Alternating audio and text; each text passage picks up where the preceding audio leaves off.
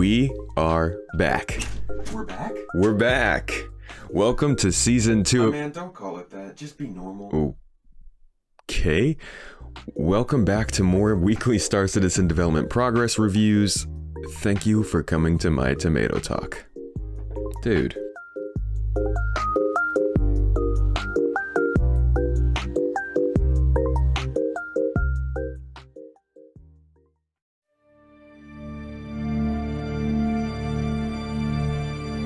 So, most players know, but if you don't, before the gauntlet was thrown down on career-driven gameplay loops in the game, mining was able to sneak its way in.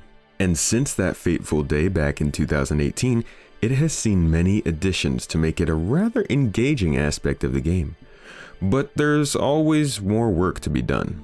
Mining is still not as interesting or complete as they want or need it to be.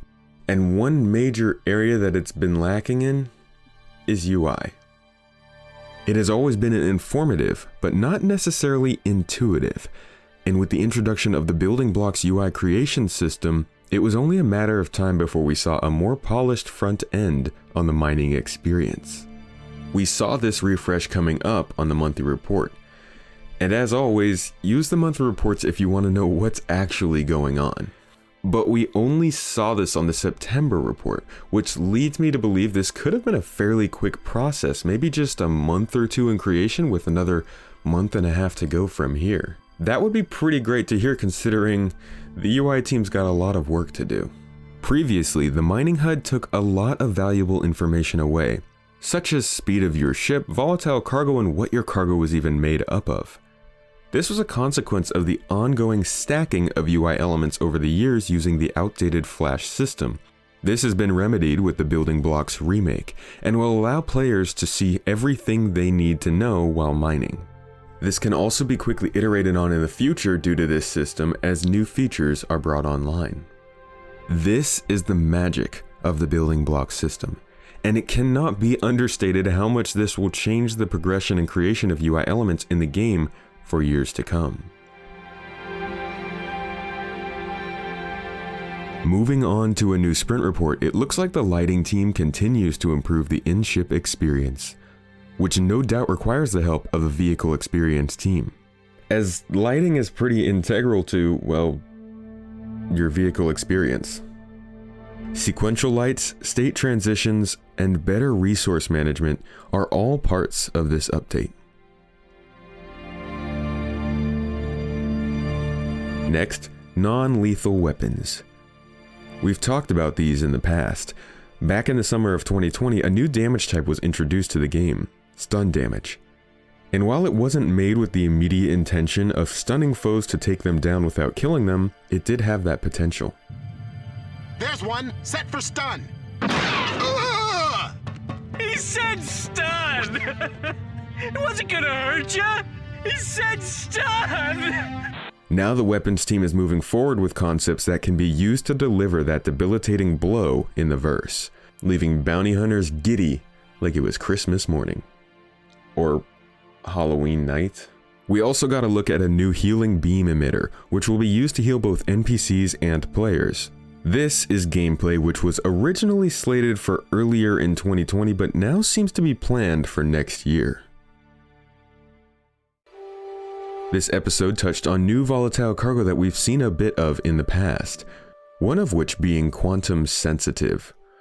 Quantum sensitive.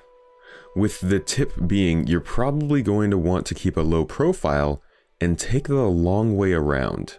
This could mean a couple things. It could mean a larger signature while quantum traveling, but that would require new aspects of scanning and detection.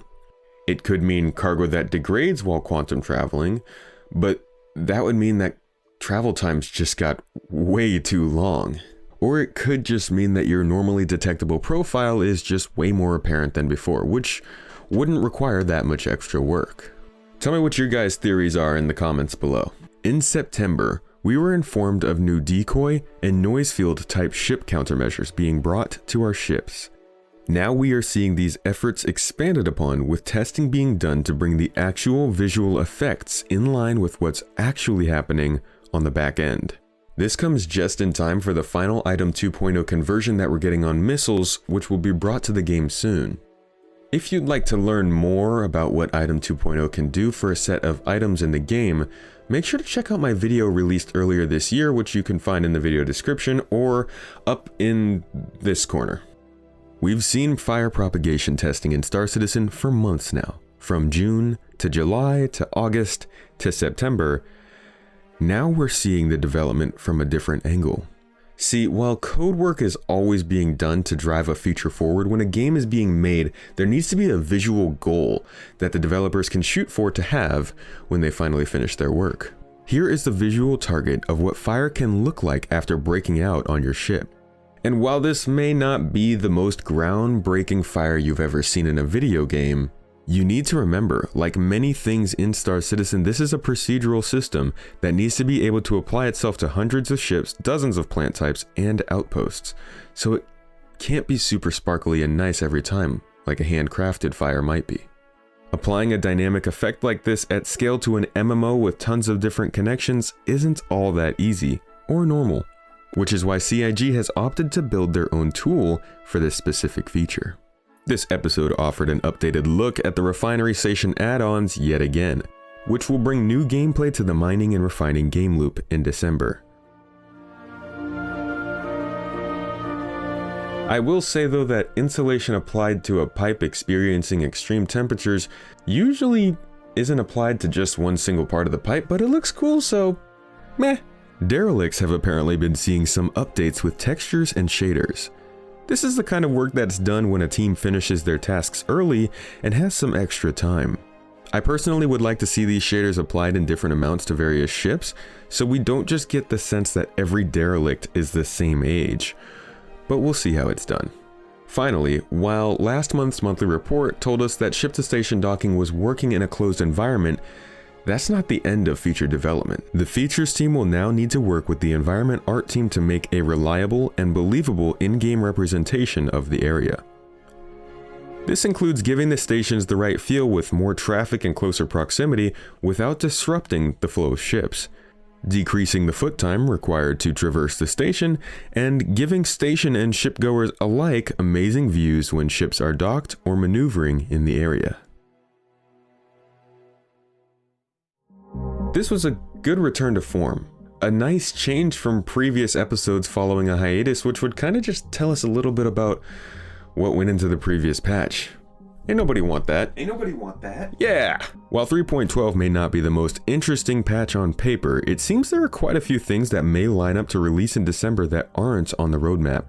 Imagine that! And many things such as scanning, docking, pyro, new live events, missions, gameplay loops, and narrative elements are coming in the first half of next year.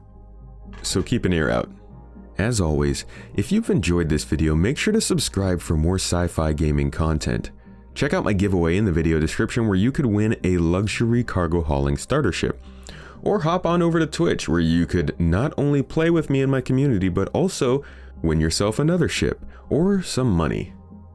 Speaking of that community, come check out the Discord server with the link in the video description. You can come chat with us, hang out, or antagonize the members of the garden. Thank you again for checking out this video, and I'll catch you guys later.